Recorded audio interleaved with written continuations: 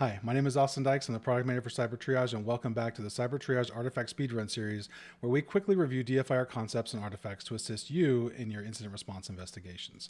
So today we're talking about the Windows Recents folder. What is the Windows Recents folder? The Recents folder artifact contains files and folders that were recently opened or saved. It's closely related to the RecentDocs and JumpList artifacts, which will be covered in other videos. Why does this artifact exist? So Microsoft Windows maintains this artifact so it can show recent files to the user. Different versions of Windows have different ways of showing recent files to the user. In Windows 10, you need to browse to the actual folder to see the contents. The quick access list of documents in Windows 10 is actually populated by a jump list and not the folder. In previous versions of Windows, you can see it from the Start menu. So how is it useful in DFIR? It's useful to a DFIR investigator because it can show what files the user was recently focused on. In an intrusion case with account takeover, this could show what files the attacker was interested in. These could be documents with intellectual property or configuration files for their attack tools. For an insider threat case, it can show what kind of documents the user was opening. In a general investigation, knowing what documents the user recently opened can reveal what they used the computer for.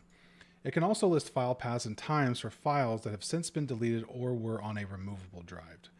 Now, where do you find the Windows Recent folder artifact? These artifacts are in a file system folder. The path depends on the operating system version. So for Vista, you'll go here.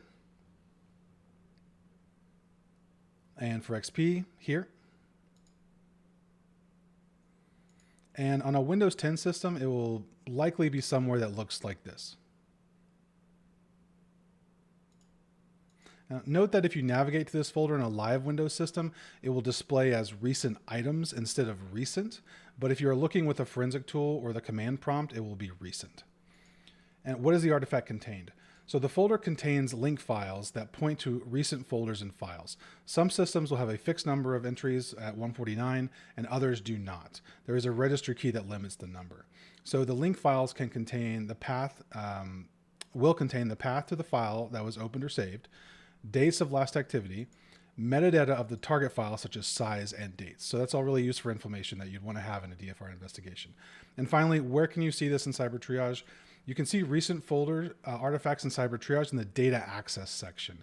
Cyber Triage will parse the link files and also collect the target file that is being referred to. The recent folder artifacts are merged with other data access artifacts, but you can see if an artifact came from the recent folder in the source info section at the bottom right, as in the example above. And how does Cyber Triage score it? Well, Cyber Triage is going to score the files as suspicious if they have malware characteristics. That could mean a couple different things. But for example, an Office document that has a macro that runs when the document is open would be flagged.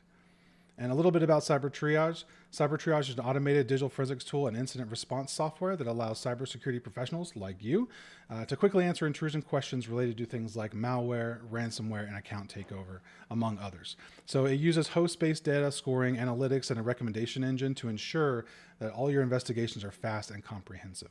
If you'd like to know more, you can grab a free 7-day evaluation copy from the link above, and we'll also post it below the video. And that's it. Thanks so much for tuning in. Happy hunting.